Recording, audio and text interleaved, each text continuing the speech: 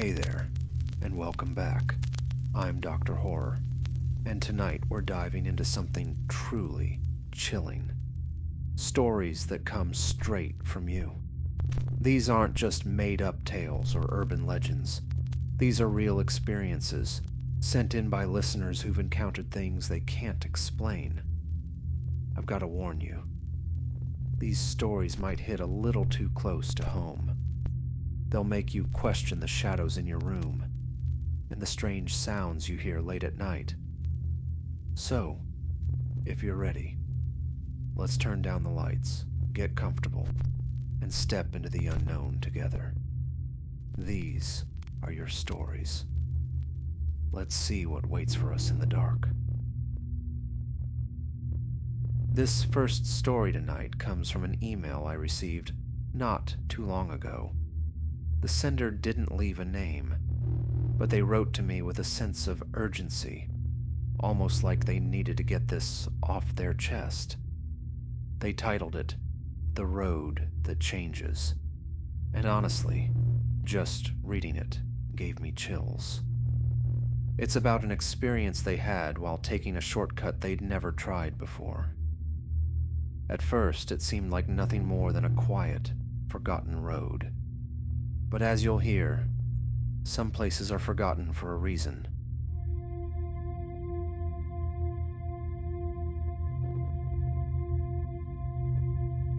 Hi, I'm sending this in because something really weird happened to me, and I need to know if anyone else has experienced it.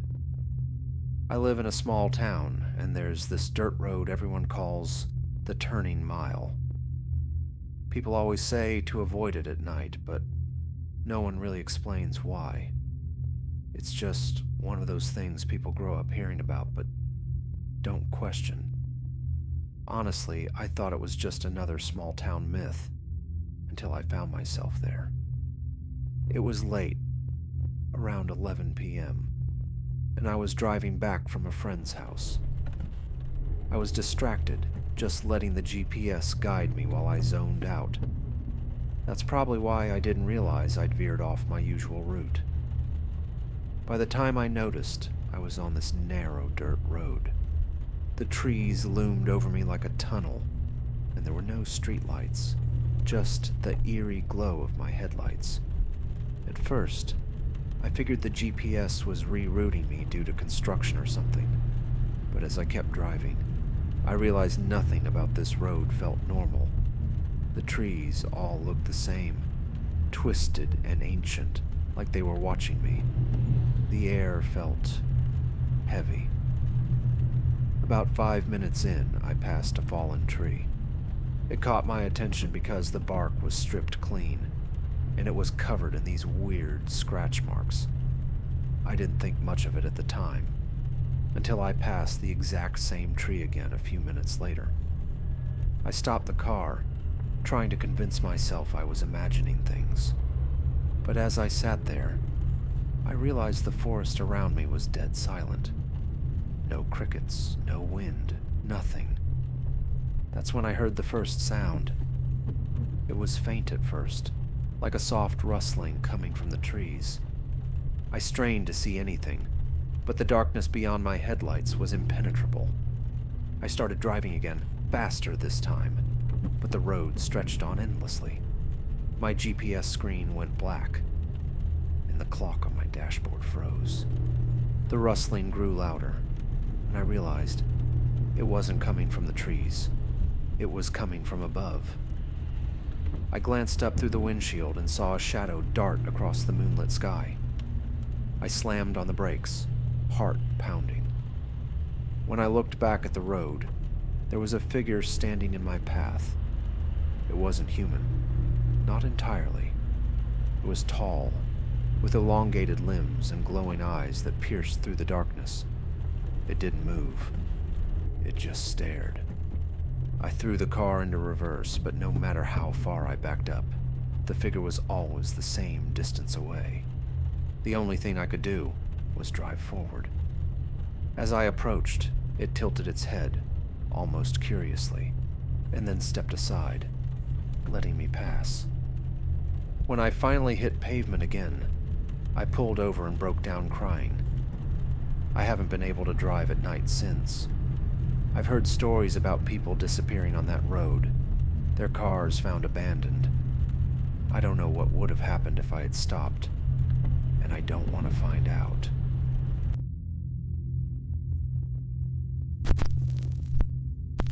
This next story comes from one of our listeners who reached out to share an experience that's been haunting them for years. They titled it, The Whispering Neighbor. It's about a seemingly ordinary apartment, the kind we've all lived in at some point, and a neighbor who wasn't quite normal. It's a reminder that sometimes the scariest things aren't lurking in the shadows. They're right next door. Here's their story, told exactly as they experienced it. Listen closely. You won't want to miss a word.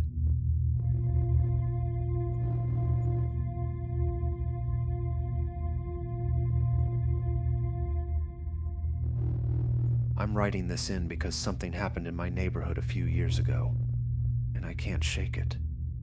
Even now, it feels like something is watching. I grew up in a quiet suburban area, the kind of place where nothing ever happens. But there was always this one house, a big, old Victorian at the end of our street. Everyone called it the ghost house. The house was perfect in every way. Fresh paint, immaculate lawn, and bright lights always glowing in the windows. But no one ever saw anyone come or go. My parents joked about it, saying it was haunted, but I didn't think much of it, until the night I heard the whispers. I was walking home from my friend's house after dark, passing by the ghost house as I always did. But this time, I heard something. A low murmur, like dozens of voices speaking at once. I stopped in my tracks, straining to listen, and realized the whispers were coming from inside the house. The windows were dark, but as I stared, a light flickered on upstairs. And then I saw it. A shadow moving behind the curtain. It was quick, but I know what I saw. The next day, I told my neighbor, Mrs. Carter, about it. She went pale and told me to stay away from that house. She said years ago, her brother went there on a dare and was never seen again. The police found no sign of him, just his bike, abandoned in the yard. After that, I avoided the house. But one night, I woke up to a strange noise. It was the same low whispering, but this time, it was outside my bedroom window. I froze, heart racing, and when I finally worked up the courage to look, I saw someone standing in my yard, staring up at me. They were too far away to see clearly, but their face looked wrong. Too pale, too still. When I blinked, they were gone. I've since moved away, but I still dream about that house. And sometimes when I wake up, I swear I hear whispers.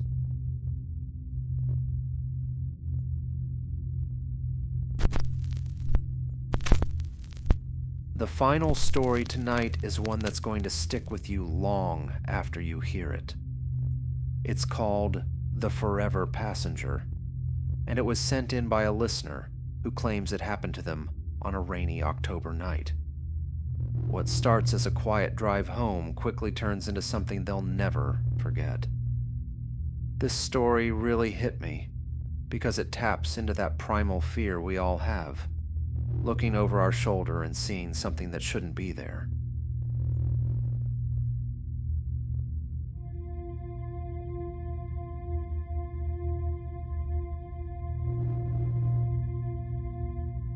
I wanted to share something that's been haunting me for years. To this day, I can't explain what happened, and I'm not sure I ever will. It was about 5 years ago, on a rainy October night. I was driving home from a party on a quiet back road, taking the scenic route to avoid traffic. It had been a long night, and I was exhausted, but the sound of the rain on my windshield was soothing, and I liked the solitude. The road was completely empty, Just me and the occasional flash of headlights far off in the distance. I was about 20 minutes from home when I came around a bend and saw him. He was standing on the shoulder of the road, tall and motionless, wearing a dark suit. The rain poured down around him, but he didn't seem to mind, or even notice. There was something strange about the way he stood. So still, it felt unnatural, like a statue. As I passed, my headlights illuminated his face for just a moment. It was pale, almost too pale and smooth, like it didn't belong to a living person. His eyes, though, they were dark and they seemed to follow me as I drove by. I told myself he was probably just a stranded motorist or a hitchhiker, but something about him gave me chills. I glanced in my rearview mirror as I drove away, expecting to see him shrinking into the distance. Instead, I saw something that made my stomach drop. He was in my back seat. I slammed on the brakes, heart racing, and spun around. The car was empty. The back seat was completely bare. No one was there. I sat there for a moment, gripping the steering wheel, trying to steady my breathing. Maybe it was my imagination, I thought. Maybe I was just overtired. I told myself to keep driving and not look back. But every time I glanced at the mirror, I saw him. He didn't move, didn't blink. Just sat there staring at me with those dark, unblinking eyes. The worst part was, the closer I got to home, the closer he seemed to be. When I finally pulled into my driveway, I was shaking. I didn't even turn off the engine. I just grabbed my keys, bolted out of the car, and ran inside, locking the door behind me. I stood there for a while, listening to the rain, trying to convince myself it was all in my head. But then I heard it, the sound of my car horn blaring. I peeked through the window, and what I saw made my blood run cold. The car was running, headlights on, and the driver's door was wide open. And in the back seat, I could see him, sitting perfectly still, staring up at my bedroom window. I didn't sleep that night. The next morning, I called a tow truck to take the car to a shop. I didn't want to touch it again. When the mechanic called me later, he sounded confused. He said he couldn't find anything wrong with the car. No electrical issues, no signs of tampering. But he did mention something that made my skin crawl. He asked if I'd spilled something in the back seat. When I said no, he told me there were water stains on the upholstery, as if someone had been sitting there in soaking wet clothes. I sold the car a few days later. I thought that would be the end of it, but I was wrong. Every now and then, I still catch glimpses of him. It started with reflections, store windows, puddles on the street, even the mirror in my bathroom. He's always there, just for a second, standing still, staring at me.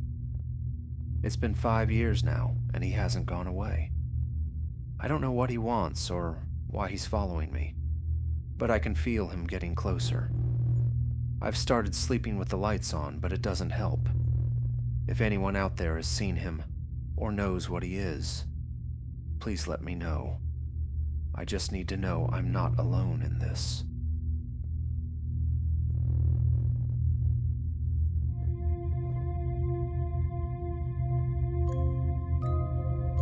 And that's it for tonight's stories. A huge thank you to everyone who shared their chilling experiences. And thank you all for taking the time to listen. If you have a tale of your own, don't hesitate to send it in. It might just make it into the next episode. Until then, stay safe. Keep your lights on.